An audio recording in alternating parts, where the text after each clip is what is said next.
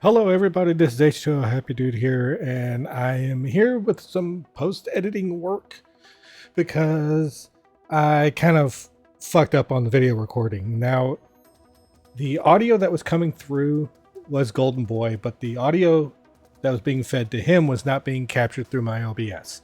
So, as you can see, within the first couple of minutes, that my lips are moving, but nothing's coming out. That's because 5 minutes in, I'll look over and my OBS mic slider is all the way down. Yes, that actually happened. And I kind of flubbed up everything in the beginning, so it's about time for me to give him a proper introduction. He's worked with multiple companies like Epic Games, Twitch, Overwatch League, Rocket League Championship Series, NRG, Kellogg's AT&T, and the WWE. He's been a host at E3 2021, CDL Champions, and UTC Masters, and was a shoutcaster for the Halo Championship Series in Raleigh. He is the host of G4's first original esports show, Boosted, and AEW commentator. He is the Golden Boy, Alex Mendez. Well, actually, what started first was like my passion for competing. That was like the number one thing, and I was very into the like just the aspects of competition, because I played football as a kid and soccer and basketball. I was very active in sports, so I loved just competing, in general. Um, and that fascination kind of just drove me to embark into esports. I discovered MLG and went just so hard in like that world because it was just so awesome to watch. And and then as a result of that, I ended up getting asked to commentate the Providence event, but it was purely because funny enough, I knew someone, because when you go and compete at the old MLG events back in the day, like everyone knew each other, but you can like 9 times out of 10 like go up to someone and just talk to them. Like if you were just normal and chill, whatever, like you just go up and talk to them, right? Because most people were pretty receptive and always down to like chat and stuff. Um, so I like one day went up and asked, I was like, hey, could I commentate or something? And they gave me the opportunity at a Columbus event, an MLG Columbus event. All the casters were like drunk and like not showing up for the Sunday elimination games that weren't particularly interesting. So then they would ask people from the community to come in and commentate. I happened to be one of those people, and I was very fortunate to have that opportunity to do it. And yeah, and ever since then, man, it's been a roller coaster. Like, because when I got asked to do that, I figured like, dude, I'm just gonna I want to see how far this can go. It's just like a fun thing.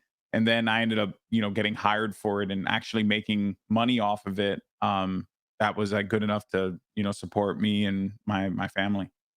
Well, I just realized that on OBS my mic was muted, but we're still going to rock it anyway. Um, so when MLG was, well, I don't want to say done, because last time I checked, they're not running any events, but their website's still up for. Yeah, But MLG is not a thing really anymore, and all those people went and made Esports Engine. So it's like the spirit lives on at Esports Engine and a lot of the HCS events, which is really cool. well, when your commentary history stopped with MLG, at what point did you get the bug to where you wanted to pursue commentary or hosting gigs on a full-time basis? Yeah, that's a great question. Yeah, so like the my time with MLG was really fun because I learned a lot.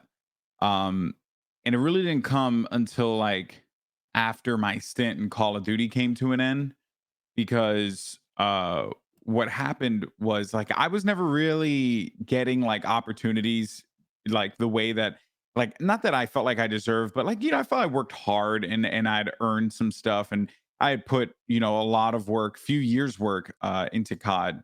And I just never really felt like, because I'm not one to like be a part of the boys club or to like go out and party and drink with people just so I can get ahead of my career. Like I really don't care. Like if you don't like working with me, you don't like working with me. Like life moves on, It sucks. And yeah, it might sting a little, but that's just the nature of the beast. So I just realized that there wasn't really much left for me to do in Call of Duty that I could achieve, because I don't think I was ever really going to get over that hurdle that had existed. So I decided to just start, looking outward. And one of my first major gigs that I did was because of my friend Ernest Lee, who worked at Twitch. He had hooked me up with a gig with EA to bring in Battlefield 3 to like introduce Battlefield. I think it was Battlefield 3 or Battlefield 4, maybe 4, Battlefield 4 to everyone and host that at E3, and that was like super fun to do. So I was like the first outside gig that I got, and then I started to create these relationships with EA where I was getting hired for these gigs because like they just liked the fact that I showed up, was prepared, and did the job, and was, like did everything that you're supposed to do. But apparently, like for a lot of other talents, it's like really difficult for them to do it. So I just like showed up and did the thing. And then as a result of that, once that kind of clicked, then I started getting hit up more and more from like other publishers and developers, and then I also got a job at Twitch, and that then led to more connections being created in the industry because I was just there all the time. Like you're naturally going to, if you go to like PAXs or TwitchCon or E3 or whatever, like you're naturally going to meet people. Like that's just the nature, of this business because it's still a very very small industry. So you're always going to meet folks, and I guess just word got around that like I was a reliable hand for things, and then I just started getting hired for more hosting gigs. And while hosting was never really like a passion of mine, I enjoyed the commentary more. Hosting, like, realistically like paid the bills because finding hosts to do these gigs, like it's very hard to find. Apparently, I don't know. I mean, I think anyone could do it, but that's just me. Uh, and yeah, and that's basically how it all kind of came about, like post Call of Duty and post MLG.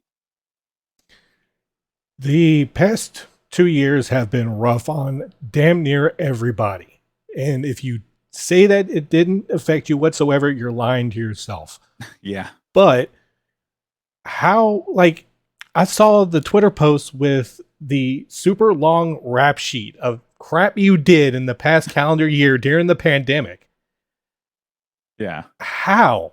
Like, I'm assuming they were mostly offline events, and if I remember correctly, you did something at E3 this past year, which was Yes, uh, I assume no, it was a closed set. it was a close set. Yeah. Um, how how were you affected by like all of a sudden you like going from you know, going to studios and uh, physically being with other people to all of a Yeah. sudden doing what we're doing right now and being on a Google meeting call with while still trying to provide the same uh, style and quality that brought you to the dance. Yeah, it's hard, man. When the pandemic hit, uh I was like booked well into like August, September of 2020. So this was around February, I want to say. So I was getting booked for gigs like really far out in advance, and we're starting to take some risks and do some things that would, you know, uh not require me to be as crazy as I was in 2019, 2018. Because in those 2 years, I had managed to do like over 100 shows, I want to say. So when you think about 52 weeks in a year, and not every day you're working, but there were times where I was doing like my like Rachel Seltzer. I had accepted this award at the Tempest Awards, and she gave it like the speech. I really wanted her to give the speech for it. And she had recounted, she was like, for context, Goldenboy, I think, was like been on the road for over 30 weeks. And it didn't hit me that I was on the road because like, I would come home, but I would come home, I'd be home for like a day or two, and then I'd fly to the next show. I'd be home for a day or two and I'd fly to the next show. Uh, so it didn't dawn on me that like I was pretty much like on the road for 30 weeks straight. And I had thought to myself, this isn't sustainable. Like I don't already have any hair. Like I'm gonna lose it all, like this isn't good. So hey man, we gotta stick together. Yeah.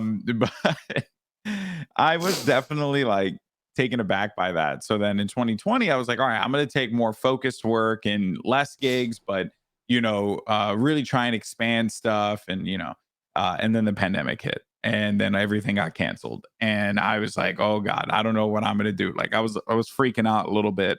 But this, right? Coming from H2O and that background, this world existed right where we are right now.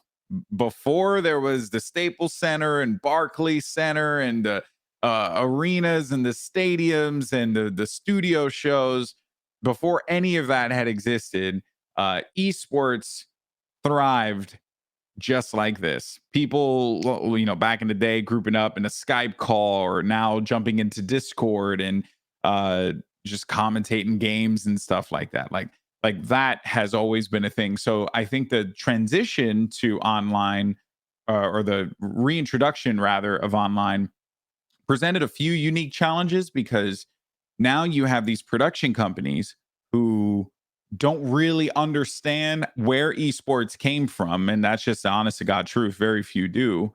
And a lot of them were just trying to overcomplicate the process because they didn't know how to produce shows the way that esports was produced for years before they showed up. And then that led to a lot of hurdles and stuff, because they wanted to present it with the same level of polish, and which I totally understand. But you have to understand that there's going to be some reservations. There's going to be some not reservations rather, but there will be some limitations rather, for like what you can do. So that was definitely a bit of a challenge. And I think as the year went on, though, things got a lot better. Processes got a lot better. And from there, I think just the quality had really grown exponentially. And I do think that we can thankfully exist in a time and place with esports now where we don't need to just do the stadium shows, and we can do more online stuff. It does suck because like you don't get that connection with the crowd and the audience. Like looking at Twitch chat just meme on you all day isn't very enjoyable, even though I never look at Twitch chat when I cast, but it's just not a very enjoyable thing versus like being in a stadium, meeting people coming up to you saying, like it's much different vibe. Like you look no different than ACS Raleigh. Like that was just such a, even though, yeah, it wasn't like there could have been some more safety precautions put into place. Everyone tried their absolute hardest. It's very hard to control like that many variables at once. But it was still amazing to just hear the crowd go nuts when a big play was made. That's not the same as seeing someone type poggers in a chat 15 times so that they can get the same reaction. It's just not the same. But I am grateful that we're able to do this, so that this way it opens the floodgates for more talent to get involved, whether it's from the player side, the production side, the talent side. It's great that we have more people getting involved in this space, because those barriers to entry that existed and were starting to form because of the live event meta, quote unquote, right? It really, I think, showed that there are a lot of talented people out there and they just simply needed a chance. And this stuff kind of gives them that opportunity to show that. Yeah, GLHF in chat, it's like mentions about it being back in the pre-OBS days. Yeah. I missed one. No, but you're right though. to where you had to buy these $3,000 to $4,000 boxes to be able to Yeah. have the power to be able to stream. I remember showing up at on Wilshire Drive in Los Angeles, going to when the Stream.tv was a thing back in the day, Wow. Yeah. and there was like 5 or 6 of them stacked on top of each other, and I'm like, that can't be cheap at all.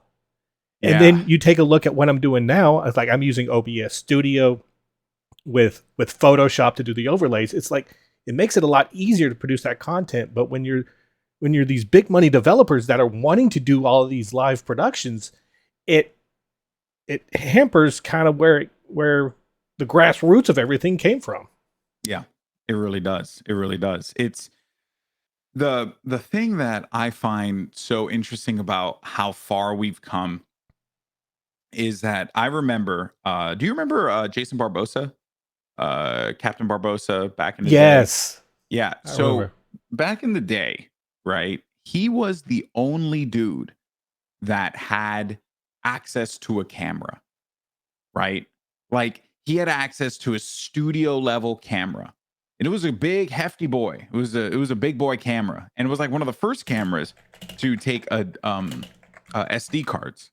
So he was able to take his footage and then easily transfer it. Actually, and yeah, and he was able to easily transfer it to computer files and stuff. As a result of that, he was like one of the first people to actually like get in front of a lot of content that had existed, or like all the content that's out there, because he was like so ahead of the curve, right? Just by simply owning a camera was he able to like do the things that he could do. Now you could do the same exact thing, except you could, well, my phone's not here, but you could do it on your phone.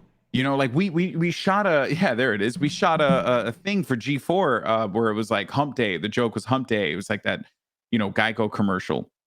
And I just wanted to say it was hump day, right? So uh we grabbed a oh my goodness, I'm like a handheld video recorder.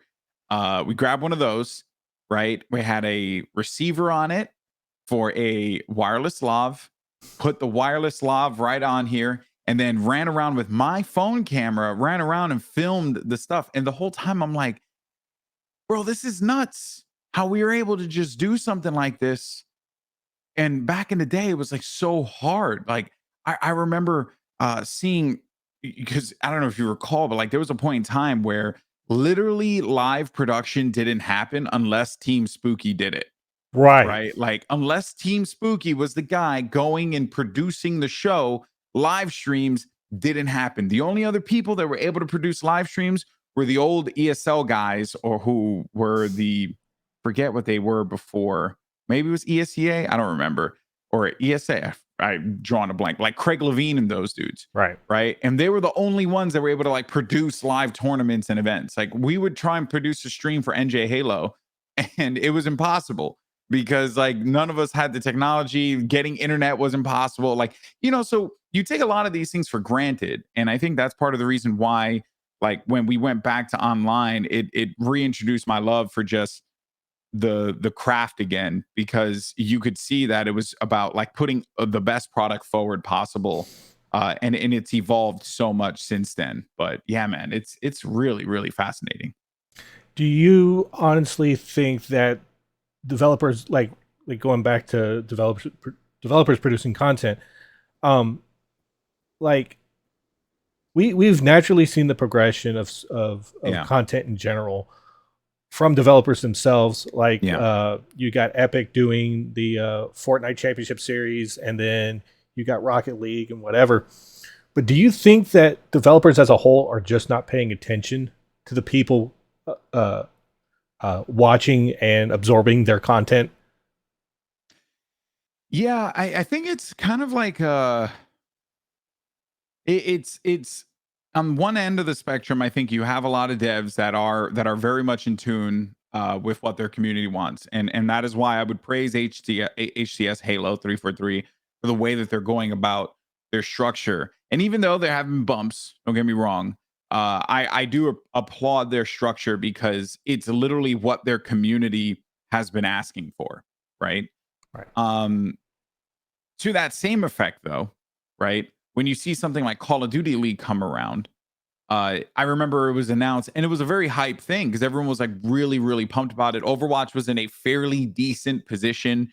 So it was rather hype and people were very much into it. And I think had COVID not happened, I think Call of Duty League could have very well gained some momentum. And who knows, maybe Overwatch would have been able to gain momentum too.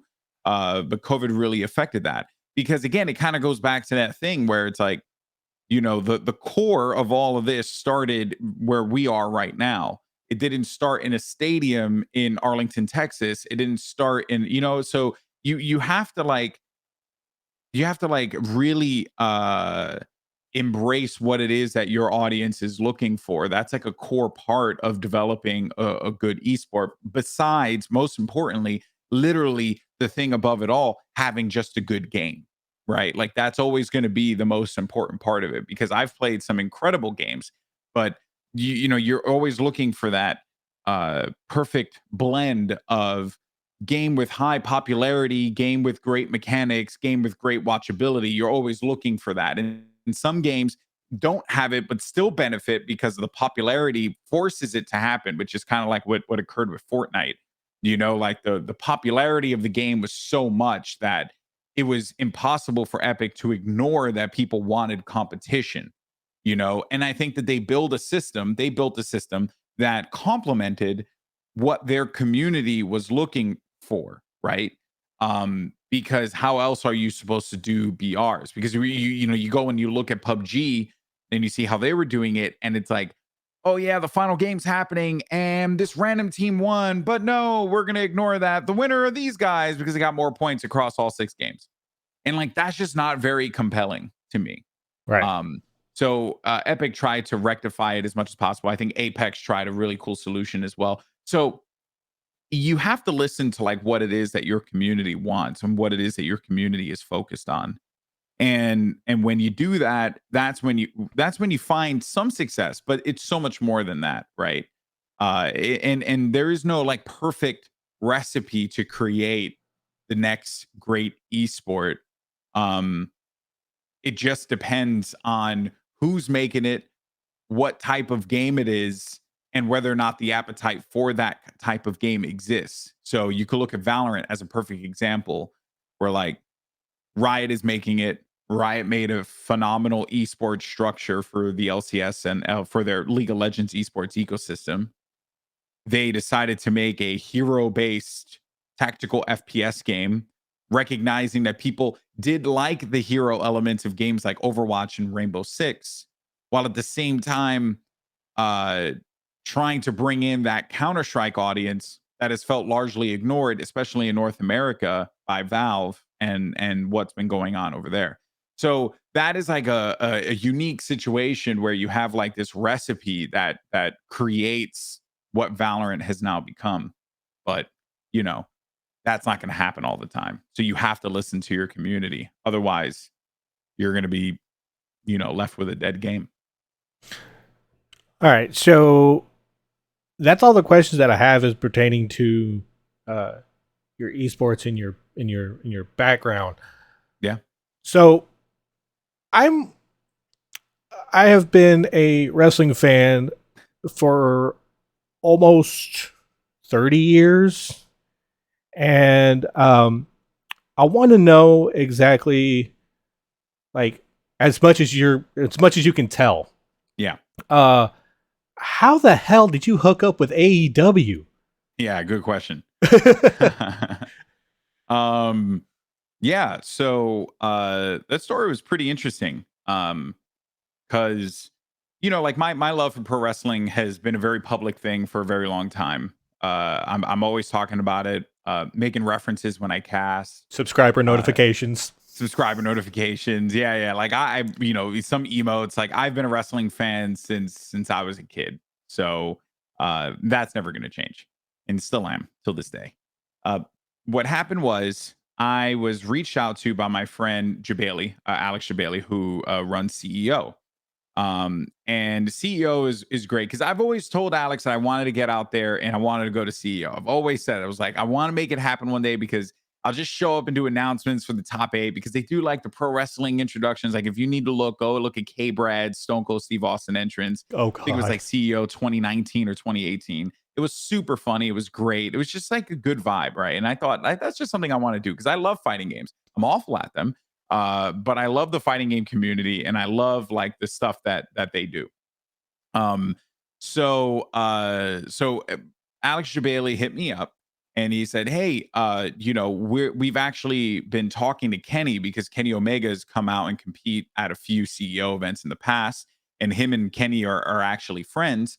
So he said, "Hey, I've been talking to Kenny, and I think we're going to do a wrestling show at CEO, and we really like for you to come out and commentate it." Now, this was like months before uh the first CEO, the New Japan CEO crossover event happened. This was months before.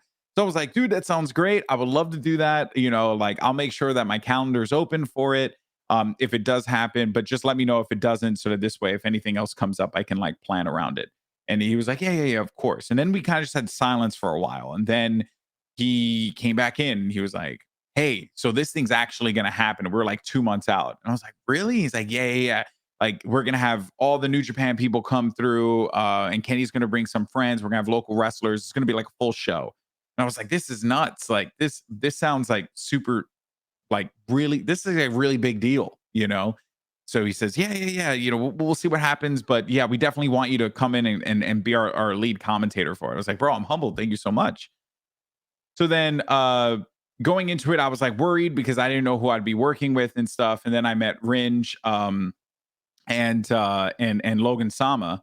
And I freaking fell in love with those guys because they're great. They're good personalities. They're very FGC. And then we just went for it. I mean, like we had 3 guys who had never commentated professional wrestling ever go and do it.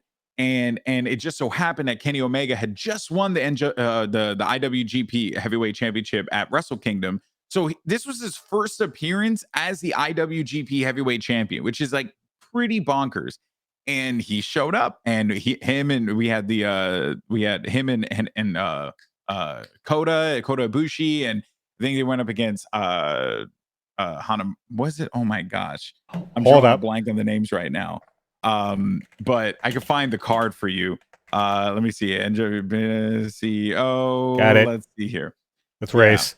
It was Golden Lovers versus Lij, Yeah. Tetsuya Naito, and Hiromu Takahashi. It was Hiromu. It was Hiromu. Yeah. And this was one of Hiromu's like last matches before he had that big injury. So it was I mean, dude, when you even look at the card, right? Well, for one, it was the amazing match of Jabali versus Michael Nakazawa that I'll always love. God. We had Jushin Thunder Liger versus Rocky Romero. We have the Gorillas of Destiny. We had Tama Tonga and Tonga Loa versus Juice Robinson and David Finlay. Jeff Cobb facing Chase Owens. And then we had Ryosuke Taguchi and Dragon Lee versus Roppongi 3K's Show and Yo. So like that was nuts. On top of the fact that you had Golden Lovers versus the Ingobernables and Ingobernables. Or I suck at saying that, but anyway, I just call him incredible Lij. card. Yeah, incredible card. So coming out of that event, Kenny, I guess, he really liked the work. So then we ran it back the next year, but this time around AEW became a thing, and we were doing it. He called me, said, "Hey, do you want to do this, Jabali?" And I was like, "Yeah, sure. This sounds sick. I would love to make it happen." He's like, "Yeah, this time it's going to be tied with AEW, but hopefully it's not a big deal." I was like, "Yeah, sure, whatever. Who cares, right? Like that just sounds super fun." And then like little by little the pieces started falling in where he was like, oh, Excalibur's going to be doing this with you. I was like, I love Excalibur from BWG. That sounds sick. And then it was like, oh, by the way, also Jim Ross is going to be commentating with you. And I was just like, wait, what? Like just blown away. So then, it went from me being the primary play-by-play guy to me being the chair 3, but I was fine with that because I was sitting next to freaking Excalibur and Jim Ross. So like I cannot complain. And yeah, and then that card was the introduction to Darby Allin to the AEW audience. We got the chairman gimmick with Sean Spears. Moxley versus Janela in a lights out match was mind blowing. Like everything that you could possibly ask for in that card, it delivered. Like most AEW shows, to be fair. And I was like, I couldn't believe it. I couldn't believe that this was the thing that I did. And it was such an awesome experience. Like that picture of me sitting alongside Jim Ross and Excalibur at ringside is something that I will never forget. Like I still remember being there to this day. It's a thing that I want to remember when I'm old and gray. I want to remember sitting at ringside, looking to my left and seeing two people who I very much respect commentating a freaking entertainment experience that I have loved since I was a kid. So yeah, I'm very grateful to have had that opportunity, man, because it was mind blowing, top to bottom. I'm really shocked no one decided to try to cap another what face emote. Yeah, there wasn't many opportunities for us to be on camera because the funny thing is that in the early days of AEW, the pacing of the shows were like pretty tough. So like we didn't um we didn't actually have a lot of FaceTime on camera because we kind of just had to get from match to match because there was so many matches that were going like 20 minutes or so. But I mean, dude, the crowd was white hot. It was all FGC fans, so they were rowdy as hell. Like everyone was into it. Um, and then after that, they ended up reaching out and asking if I was interested in doing All Out. So I mean, I got to commentate the very first uh, uh AEW world title match between Hangman Adam Page, our current AEW world champion, and of course Le Champion Chris Jericho. It was just I couldn't believe that I did that. And part of me wishes that I was still doing it. If I'm being honest with you, I love wrestling so much that it's something that I'm okay kind of just throwing myself fully into because it's such a fun world. But it wasn't meant to be at the time, but maybe it would be in the future potentially. If not, hey, at least I have those experiences that I could say like I did that, and I'm very proud of that. Well, maybe the next time you go to film for G4, maybe you might be able to go down there during a weekend for a PWG show, Hopefully. and maybe You know, gets I reach out to Excalibur whenever there's stuff going on. So yeah, I mostly just to see him because he's a homie, he's a good friend. So I just wanted to see him and see how he's doing and stuff. just poke him But every yeah, once in a while. It's like, hey, you got a gig? yeah. Well, no, I mostly just be like, yo, man, you guys running a show? I mean, obviously, COVID's been really tough for wrestling as well because like esports, but more importantly, I think wrestling relies on that interaction with the audience. I mean, it does. It's literally built around it. So I mean, I give a credit and a shout out to all of those wrestlers during like the height of COVID in 2020 when they were wrestling to no crowd and people at home, and it was literally like streaming on Twitch. It was like almost the same thing. But yet Let they me still check my somehow viewer managed. count. Yeah, and they still somehow managed to make it entertaining, right? So that's just incredible. Actually, I have that same sentiment to anyone who has done anything as far as you know uh, providing entertainment in front of a large crowd. Like going back to the conversation earlier about how drastic of a change that it must have been for damn Yeah, near everyone to have that kind of experience. To where it's like for example, Barclay Center for Overwatch, and then you have the stadium events in China for League of Legends. And all of a sudden, it just stops. yeah, yeah. It was, it was a bit of a shocker. I remember I was in the Washington homestand.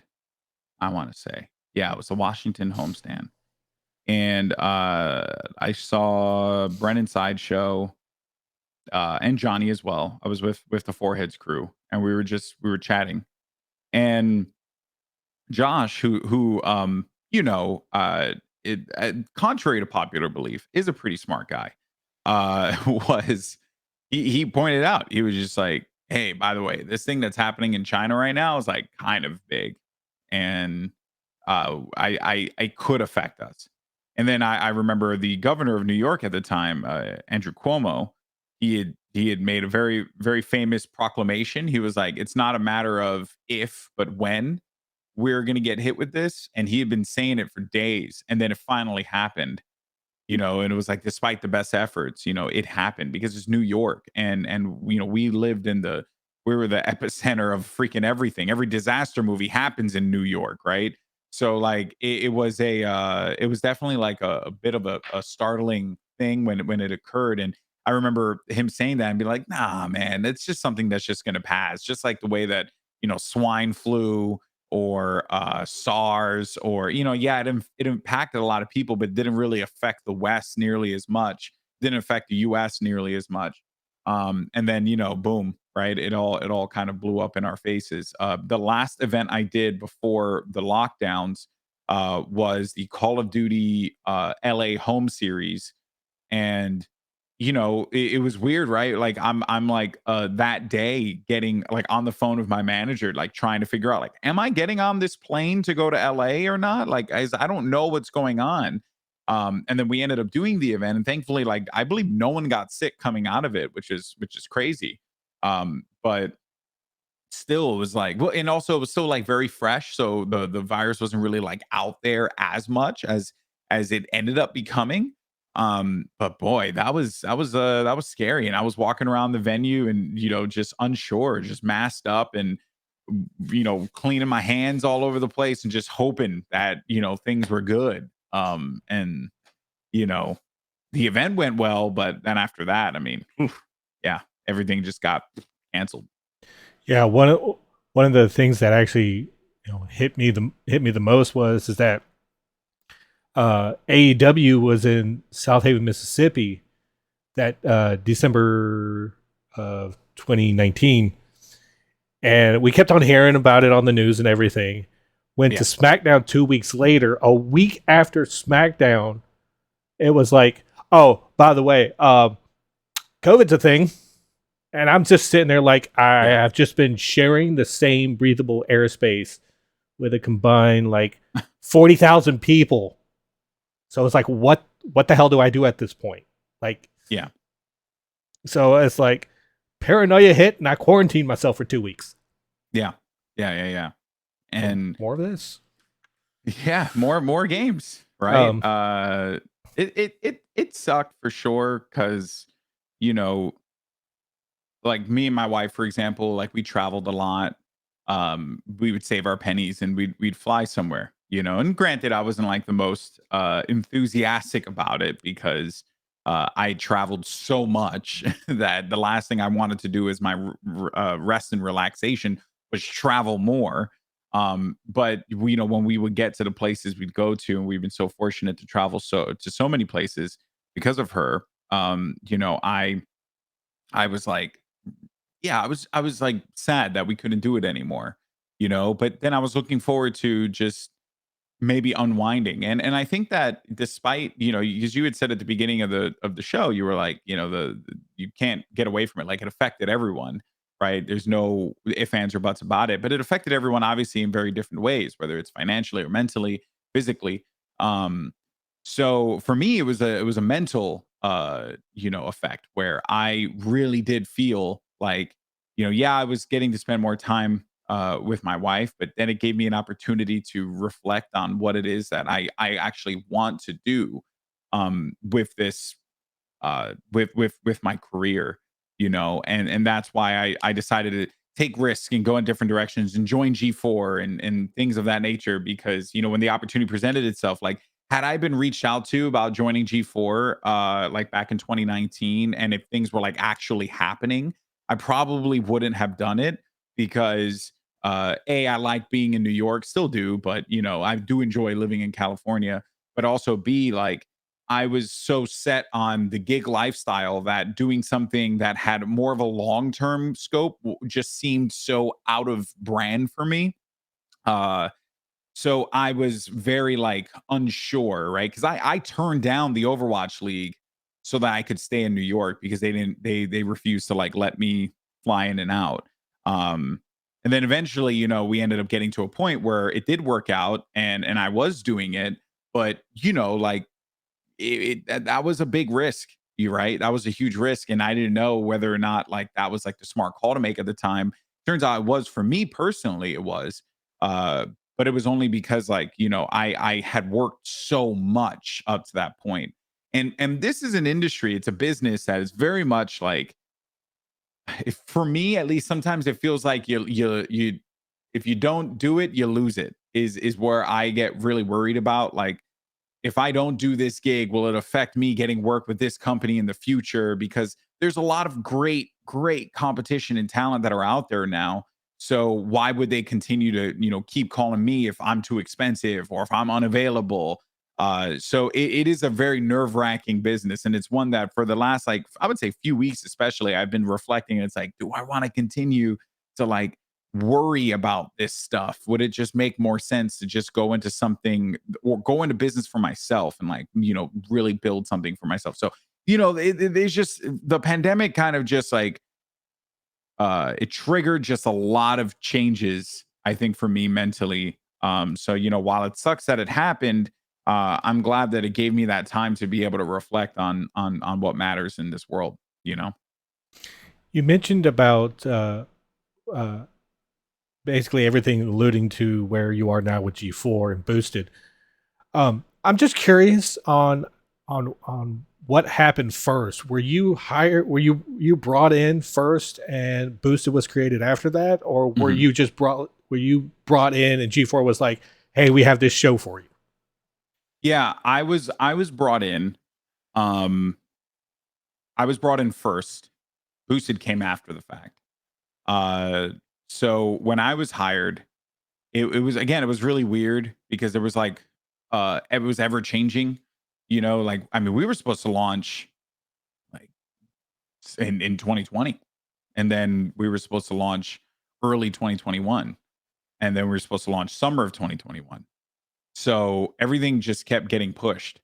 So there was like no real show that was being developed. I had thought that that's what we were going to do, but then things change and the processes change and people it change within the company and stuff. Like it's pretty nuts. Like there were people who had worked for G4 because G4 has been around as a business for quite a while. I would say about maybe like 3 years now. But like it just launched as a network because like when you're building something like this, it takes a lot of time to build it, Right. right? So when I was brought in, it was brought in to do like to just be a host on G4, and I didn't really know what that meant, but I knew that they wanted me to do esports stuff. And then I was already signed. Well, I wasn't already signed. I was like talking because we had to sort out some stuff in the deal and whatnot. And then I saw that Frost got signed, and then I knew Avali was there already because she was the first host signed by G4. Um, so I was genuinely like surprised with the lineup because it was very League of Legends focused. But now upon reflection, like, I mean, working with Frost has just been a freaking blast. And Avali is one of the funniest people I've ever met. And like she looks crazy, but she's calculated. Everything she does is calculated. So yeah, man, I really, really like the fact that we were able to get this team together because we all really did come from different scopes in the esports space. And then we bring something different to the table, each of us. So it's been a very, very fun experience. Is there anything in the future of G4 that you're actually able to talk about? Oh yeah. Well, there is going to be some cool collabs with like WWE stuff still, because that relationship's still very much a thing. We have me and Gerard and Austin have some stuff coming up in the horizon. I can't really talk about what it is because I don't know Damn fully. it. If I'm being bluntly honest, like I was reached about this like 2 days ago. I don't really know what it is yet, but we'll see. You don't know the juicy Um, deets yet. Gotcha. yeah, I don't even know the deets. So it's like there's nothing juicy, right? Yeah, okay, gotcha. And then and yeah, I mean, it's kind of a bummer that stream blocks aren't really happening right now. But there's a lot of restructuring that's happening at the studio as far as like equipment and where things go. So I'm hoping that it just leads to a better production in the future because we were starting to really gain steam with the stream blocks. And I think that when they inevitably come back, they'll be bigger than ever, and then hopefully we can have a little bit more production resources behind it. Um, what's really cool about working in a place like G4, and it's going to take a while for us to fully get to the vision of like a very creator first focus, but I like that this group is very much willing to take risks. And because this is kind of like what I would have wanted G4 to evolve into. had it continued on. G4 was so ahead of its time, right? Like what they were doing back in the day, like without G4, we would not have event coverage, right? We would have gotten it eventually, but they were the ones on the ground, live on TV, interviewing devs, like really making this into a spectacle that E3 and PAX and Gamescom have become now. But G4 was the catalyst of that. Like they were the ones that really sparked it.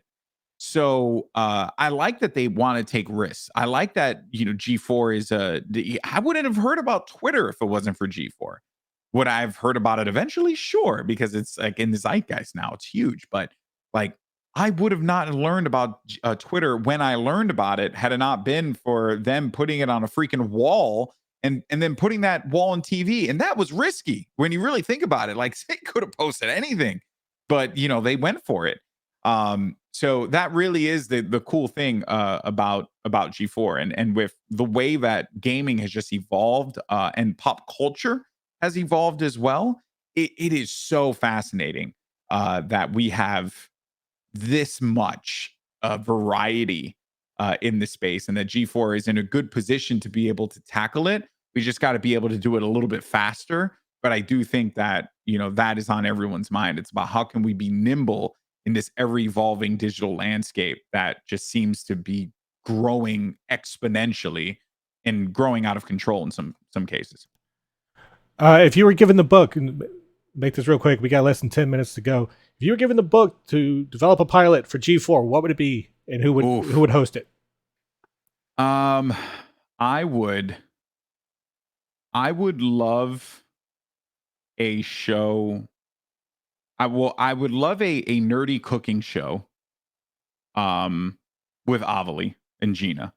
I think that would just be hilarious. They come in, they cook a dish, something related to a game, have guests come in, chat with them for a little bit, right? Have them have them do something like out of the WoW or insert random game here cookbook that's actually been released. Yeah, exactly, right? Like do something that is related to a game, right? Or make something that is related to a game. I really think that or just not game, but just pop culture in general. I think that would be pretty cool. I did a show with IGN as well that was called Fast Travel with Brian Altano, and it was so fun because we went to Austin, Texas, and it was an interview show, but like we went to these different locations and we chatted about like my history and kind of like what we're doing right now, but we were just on set, like in a location. And we ended up going to this one place that was the largest pinball arcade in Texas, and emphasis on large. This thing had, I want to say it was like over 60 or 70 machines, all types of pinball, from the old Star Wars ones to the new Guardians of the Galaxy ones. I like pinball. So like they have like all these pinball machines, right? And the only thing I wish we would have done was really highlight it a little bit more. Like I wish that I wasn't being interviewed and we were interviewing someone who was there, and like talking to them, because I want to learn more about that. Like I love learning about things. My favorite things to watch on YouTube are retrospective videos. So like I watch Toy Galaxy and their retrospective videos on like Biker Mice from Mars and Power Rangers and Robotech, right? Reboot. And yeah, right. And like I love watching like creative videos. Like I actually found this one guy, wish I could remember the channel, and he kind of covers like all the RPGs and how they like affected, the how like what was it like Final Fan? Oh no, it was about Chrono Cross and like the creation of the game and then the after effects of it. Like all that to me is just so fascinating. So like any opportunity we have to just learn is always going to be something that I look forward to when I like create and pilot a show, especially for G4. All right. So we're about to wrap this up. We got 5 minutes left. Is there Yeah. any plugs or anywhere that anyone can get a hold of you at? Yeah, well, I'm obviously I stream on Twitch at Goldenboy FTW. Everything's Goldenboy FTW, but you can catch me on G4 doing the stuff on Boosted every Wednesday, 2 p.m. Pacific, 5 p.m. Eastern. And hopefully when the stream blocks return, we'll be back on with Retribution, G4 After Dark, and I mean, but I'm very much looking forward to seeing how things just develop throughout the year for G4 and just for our space in general, because I really do think that we're right there. We're about to hit a turning point, like the industry as a whole. I don't know what that is yet, but I feel like we're due for another Fortnite level type of meta shift, and I'm very much looking forward to seeing what that is. Well, thanks a lot for joining me, Goldenboy. I greatly appreciate it. For sure, bud. So just remember, guys, when you listen to Happydude and Friends, pants are not mandatory. They're just merely optional. Damn right. Take care, everyone. I'll holler at y'all later.